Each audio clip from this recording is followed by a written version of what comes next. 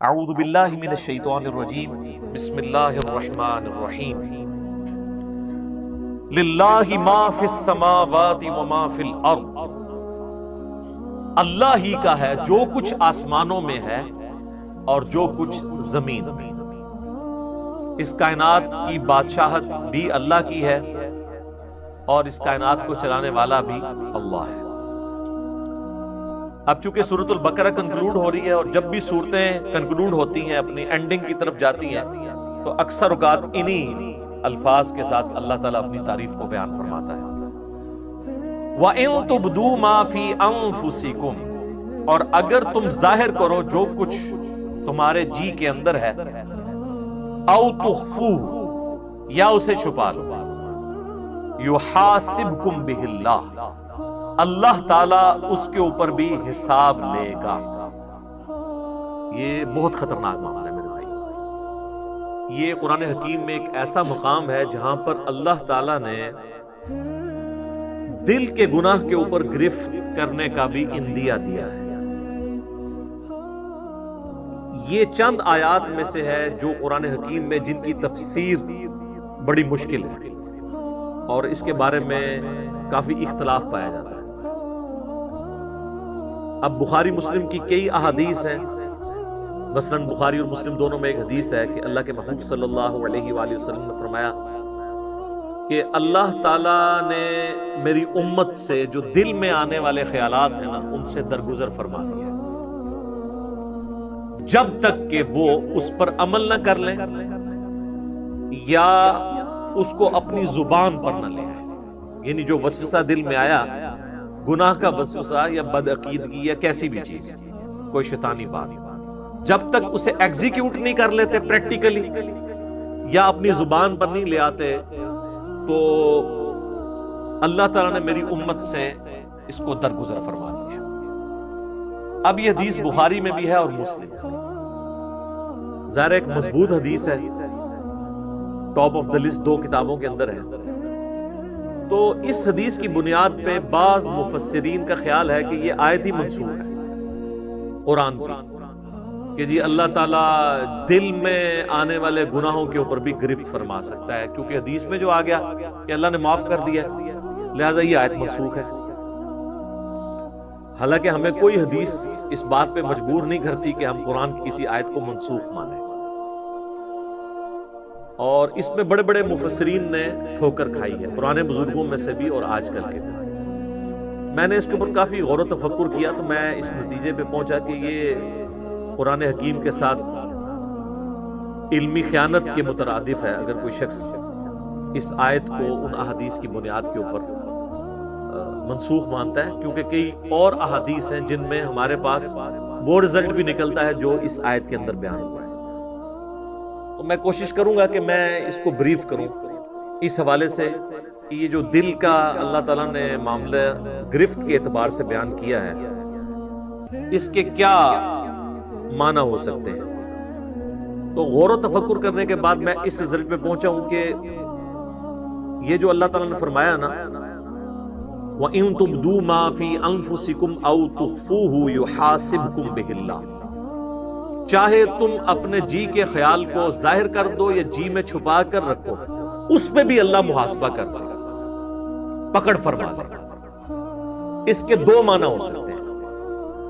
ایک تو یہ ہے کہ دل کی نیت کے اوپر اللہ تعالیٰ گرفت کرے، کہ کسی نے نیکی کا کام بظاہر تو بڑا اچھا کیا، دل میں ریاکاری کی نیت، تو اللہ تعالیٰ اس دل کے خیال کے اوپر گرفت کرتے ہوئے اس کی نیکی کو زیرو سے ملٹیپلائی کر دے گا۔ تو یہ تو مسلمانوں کا اجماعی عقیدہ ہے کہ ایسا ہی ہوگا۔ اور دوسرا معنی یہ ہے کہ دل میں آنے والا ایسا وسوسہ جو جان بوجھ کر لایا جائے، یا کسی گناہ کا خیال اپنے دل میں جان بوجھ کر لایا جائے اور اس خیال کو لانے کے بعد اس کی پیروی کرتے ہوئے اس کی لذت دل میں محسوس کی جائے جان بوجھ کر، تو اس کے اوپر بھی گرفت ہوگی۔ یہ دونوں معنی اپنی جگہ درست ہیں۔ پہلے والا تو ہمیں پتہ ہی ہے، ریاکاری والا، بخاری اور مسلم دونوں میں حدیث ہے، بخاری کی پہلی حدیث ہی یہی ہے، انما الاعمال بالنیات، اعمال کا دار و مدار نیتوں، اور یہ نیک عمال کے بارے میں ہے، برے عمال کے بارے میں نہیں۔ برا عمل چاہے اچھی نیت سے بھی کیا جائے وہ گناہ ہی ہے، یہ نیک عمال کے بارے میں، کیونکہ اس سے آگے الفاظ ہیں اسی حدیث میں کہ اعمال کا دار و مدار نیت پہ ہے۔ اگر کسی شخص نے اللہ اور اس کے رسول کے لیے ہجرت کی تو اس کی نیت اللہ اور اس کے رسول کے لیے لکھی جائے گی، اور اگر کسی شخص نے کسی عورت کی نکاح کی خواہش میں ہجرت کی تو اس کی ہجرت اس کے لیے لکھی جائے گی۔ اگرچہ نکاح کی خواہش کوئی بری چیز نہیں ہے، لیکن اللہ تعالیٰ کہتا ہے کہ میرے اعتبار سے جو نیکی کرنی ہے وہ پیورلی میرے لیے ہو۔ تو یہ چیز بتا رہی ہے کہ نیک عمل میں خالصتاً اللہ کی نیت ہو، برے عمل کا تو لینا دینا ہی نہیں اس کے ساتھ، کیونکہ انہی احادیث کو لوگ مس یوز کر کے ایکسٹرا جوڈیشل ایکٹیویٹیز پرفارم کرتے ہیں۔ ہمارے مولویوں کے ورغلائے ہوئے لوگ بھی اور ہمارے بعض ریاستی اداروں کے ورغلائے ہوئے لوگ بھی، اور کہتے ہیں نیت تو ہماری اچھی تھی، اگرچہ کام برا کر دیا، بندہ مار دیا، خیر اللہ تعالیٰ معاف کرے گا۔ نہیں، تو میری اس کے اوپر پہلے سے ویڈیوز آ چکی ہیں، آپ یوٹیوب پہ جا کے لکھیں ایکسٹرا جوڈیشل کلنگ ان اسلام، جو یہ آپ کو پتہ ہے سائیوال انسیڈنٹ ہوا تھا، اس پہ میں نے یہ ساری پھر چیزوں کو بریف بھی کیا تھا قرآن اور احادیث کی روشنی میں۔ تو یہ نیک عمال کے بارے میں ہے کہ اگر وہ نیک عمل اچھی نیت سے ہوگا، اللہ کے لیے ہوگا تو اجر ملے گا، اور اگر اللہ کے لیے نہیں ہے تو اجر زیرو سے ملٹیپلائی، ختم۔ اسی کو سپورٹیو وہ صحیح مسلم کی حدیث ہے کہ اللہ تعالیٰ تمہاری شکلوں اور مال کو نہیں دیکھتا، دلوں اور اعمال کو دیکھتا۔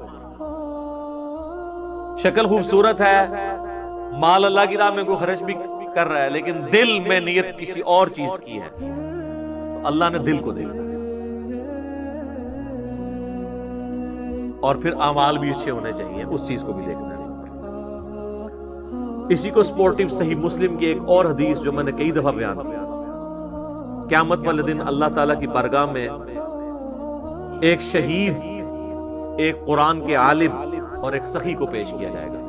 اللہ تعالیٰ شہید کے سامنے اپنی نعمتیں گنوائے گا اور پھر پوچھے گا کہ تجھے میں نے اتنا کچھ دیا، اس کے بدلے میں تو نے کیا کیا؟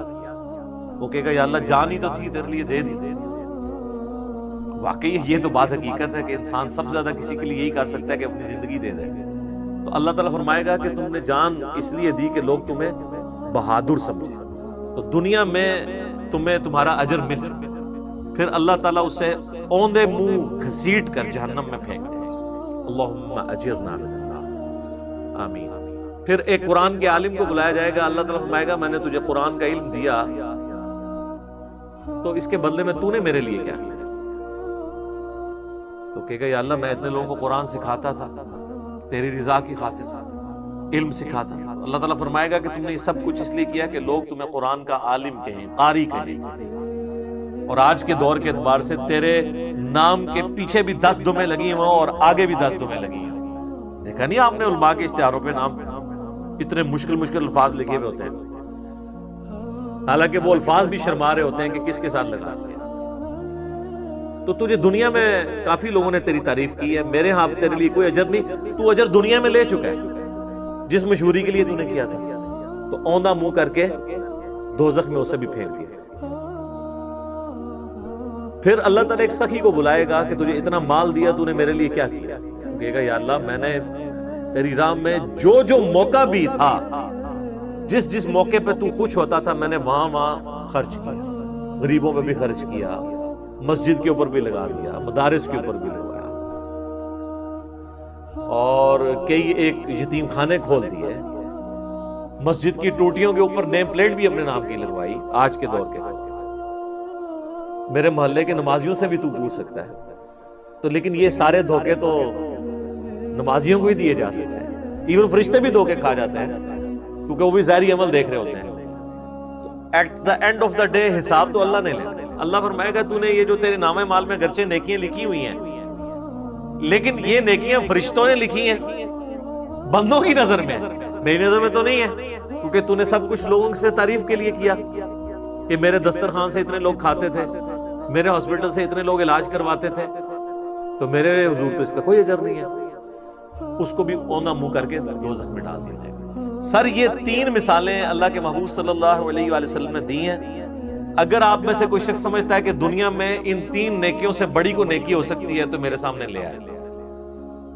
کیا شہید ہونے سے بڑی کوئی نیکی انسان اللہ کے لیے کر سکتا ہے؟ اور اگر کسی نے یہ نہیں کی ہے، قرآن کی تعلیم سیکھنے اور سکھانے سے بڑی کوئی نیکی کر سکتا ہے؟ بخاری کی حدیث ہے، تم میں سب سے بہتر وہ جو قرآن سیکھے اور سکھائے. اور بخاری مسلم کی ایک اور حدیث ہے کہ 2 ہی لوگ ہیں جن پہ رشک کیا جا سکتا ہے. اگر تم نے حسد کرنا جائز ہوتا نا تو 2 ہی لوگ ہیں جن سے انسان کو حسد کرنا چاہیے. ایک جسے اللہ نے قرآن کا علم دیا اور وہ لوگوں کو سکھاتا ہے، اور دوسرے جسے اللہ نے مال دیا اور وہ اللہ کی راہ میں خرچ کرتا ہے. اور تیسری نیکی یہاں پہ بھی مال ہی ہوئی. یعنی اس کائنات میں سب سے بڑی 3 نیکیاں یہی ہو سکتی ہیں: شہادت، قرآن کا علم سیکھنا اور سکھانا، اور اللہ کی راہ میں صدقہ اور خیرات کرنا. یہ 3 نیکیاں بھی برباد ہو جائیں گی اگر اللہ کے لیے نہیں کی. ایون اگر اس میں کسی کو شریک بھی کیا ساتھ تب بھی برباد. مسند احمد میں حدیث ہے، جس نے کسی کے دکھلاوے کے لیے نماز پڑھی گویا اس نے شرک کیا. اب مجھے بتائیں دکھلاوے کے لیے کون نماز پڑھ سکتا ہے؟ یہ کوئی اتنا آسان کام ہے؟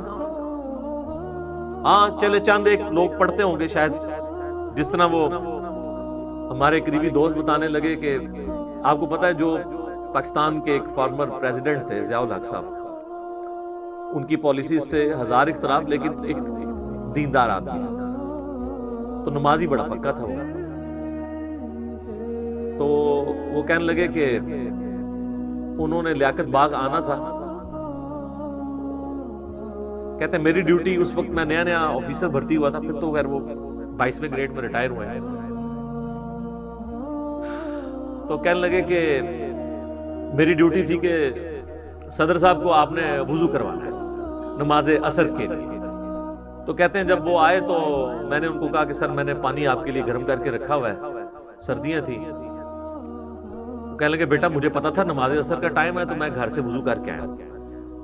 تو کہتا ہے نماز کا ٹائم ہوا تو اب چونکہ صدر صاحب نماز پڑھ رہے ہیں تو لوگ بغیر وضو کے ہی پیچھے کھڑے ہو گئے. ظاہر پتا ہوتا ہے اپنے ساتھیوں کا کہ یہ تو کبھی زندگی میں انہوں نے کبھی نماز نہیں پڑھی، وضو بھی نہیں کیا، جا کے کھڑے ہو. جس طرح یہاں پہ کئی سیاسی لیڈر جو ہیں وہ جب کسی کے جنازے پہ جاتے ہیں تو اسی طریقے سے وہ جا کے کھڑے ہو جاتے ہیں، نہ ان کو نماز جنازہ آتا ہے نہ وضو کا طریقہ آتا ہے، وہ دنیا داری کے طریقے.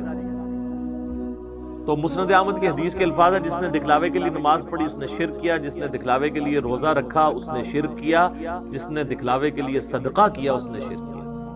نماز تو ہے ہی اللہ کے لیے، تو پھر شرک کیسے آ گیا؟ یعنی اللہ کے ساتھ نیت بھی کسی نے کر لی کسی اور. حتیٰ کہ سنن ابن ماجہ میں یہ الفاظ بھی ہیں کہ اگر کوئی شخص نماز پڑھ رہا ہے اور اس نے یہ محسوس کیا کہ اسے کوئی دیکھ رہا ہے، اس کی وجہ سے وہ اپنا سجدہ لمبا کرتا ہے، تو سجدہ تو اللہ کے لیے کر رہا ہے لیکن 0 سے ملٹیپلائی ہو جائے گا، ریاکاری میں آ گیا. اسی لیے ریاکاری کو شرک اصغر کہا گیا، چھوٹا شرک. بڑا ایک جلی شرک ہے نا کہ اللہ کے ساتھ کسی کو شریک ٹھہرانا. ایک یہ ہے کہ اللہ کے ساتھ شریک تو کسی کو نہ ٹھہرانا، لیکن جو اللہ کے لیے اعمال کر رہے ہیں نا اس کی جزا مخلوق سے بھی ڈیمانڈ کرنا. ریاکاری، دکھلاوا، یہ بھی شرک کی کیٹیگری میں فال کرتا ہے. اللہم لا تجعلنا منہم، اے اللہ ہمیں ان میں سے نہ کرنا جو اس طرح کے فتنوں کا شکار ہو. آمین. اچھا جی، اب آجے دوسرے معنی کی طرف، وہ ہے دل میں محکم خیال لانا گناہ کا، برائی کا.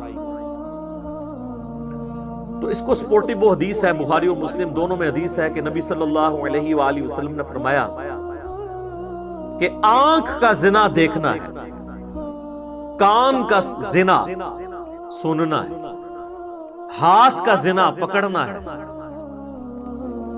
پاؤں کا زنا چل کر جانا ہے، اور نفس یعنی دل تمنا کرتا ہے اور شرمگاہ اس کی تصدیق کرتی. تو وہاں پہ نبی علیہ السلام نے ایک ایک جو عضو ہے نا اس کی برائی کا ذکر کیا اور نفس کا بھی ذکر کیا. اگر کسی نے برائی کا خیال جان بوجھ کر اپنے جی میں لا کر اس سے لذت حاصل کی تو فرشتوں کو تو نہیں پتا اس کا، لیکن اللہ کے حضور اس کی گرفت ہوگی. وَلِعَوْذُ بِاللَّهِ تَعَالَى.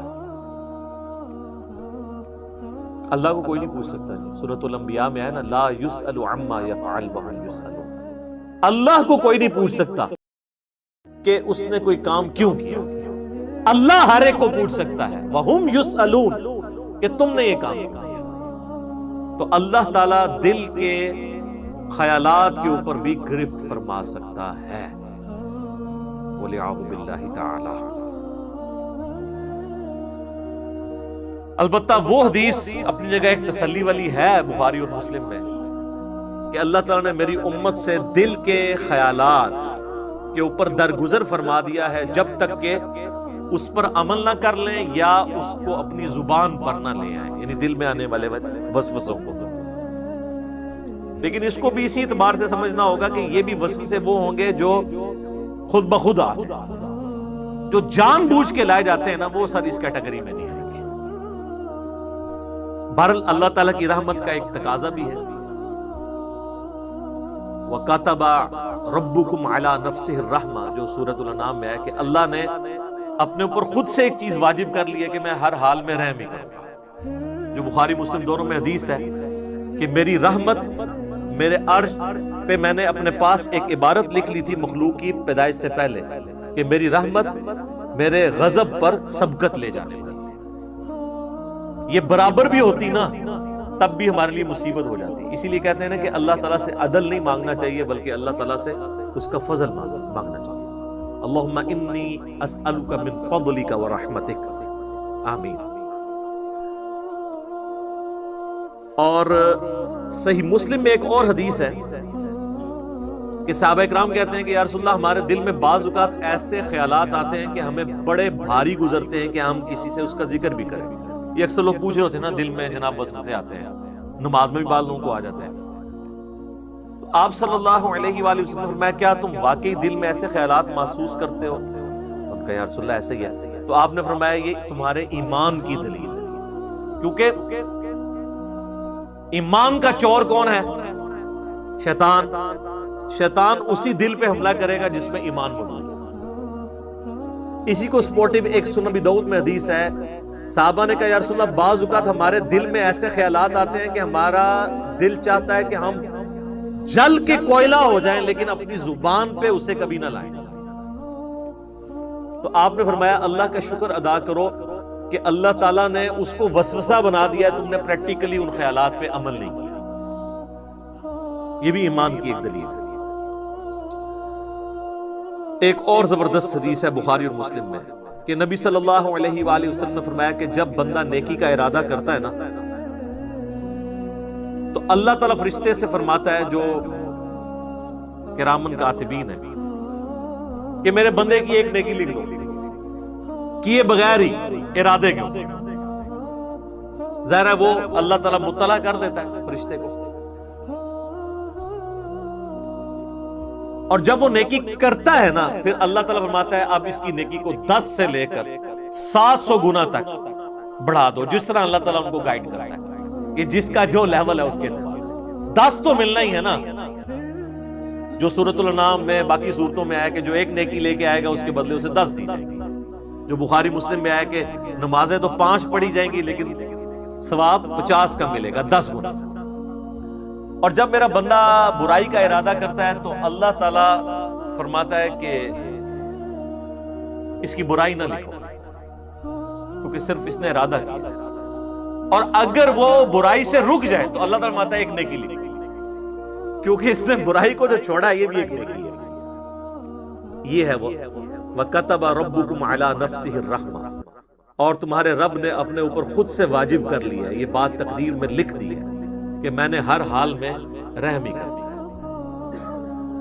سبحان اللہ وبحمدہ سبحان اللہ العظیم۔ تو اور جب وہ برائی کرتا ہے تو پھر اللہ تعالیٰ فرماتا ہے کہ اس کے بدلے ایک ہی برائی لکھی، نیکی کے بدلے 10، برائی کے بدلے 1۔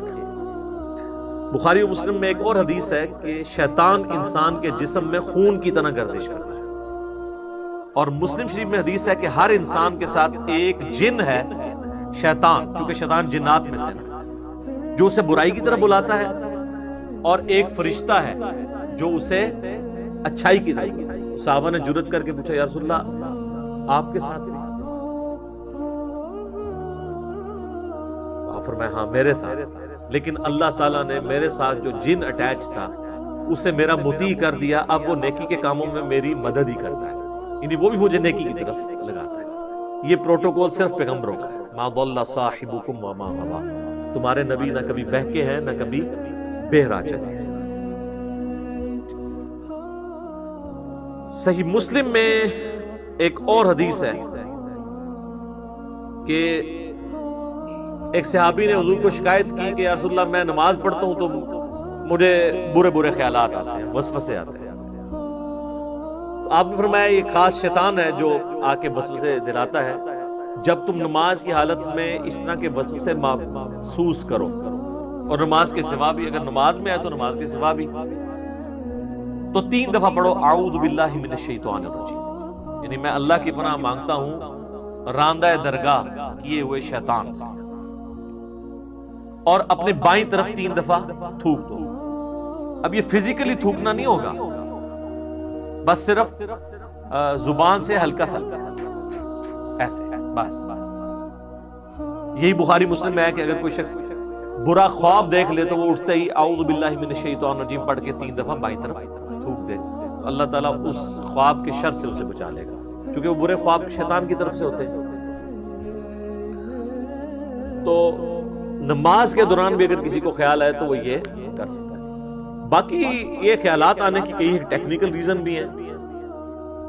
پورا دن آپ دنیا کے کاموں کا حساب کتاب کریں گے تو نماز کے اندر کوئی سوئچ تو نہیں ہے جو آپ آف کر کے نماز میں داخل ہو جائیں گے، ظاہر ہے۔ اس کے لیے پھر اسی لیے تو کہا گیا کہ بھئی اذان کی آواز سنو، مسجد کی طرف چلو، وضو کرو گے، اس کے بعد سنتیں ادا کرو گے، پھر کہیں دماغ آہستہ آہستہ آہستہ سٹیبل ہوتے ہوتے تو کہیں فرض نماز کے لیے جا کے پھر سٹیبل ہوگا۔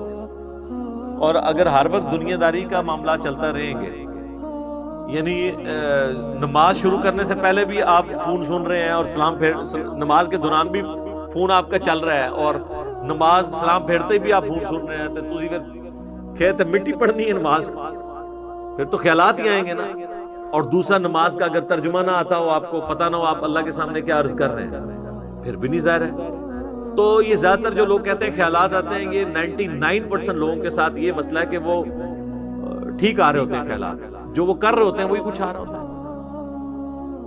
وہ ٹیکنیکلی اس معاملے کو ہینڈل کرنے کی ضرورت ہے، اور سب سے بڑی ہینڈلنگ کسی بھی برے وسوسے کی یا خیال آنے کی یہ ہے کہ اس کی طرف توجہ نہ دی جائے۔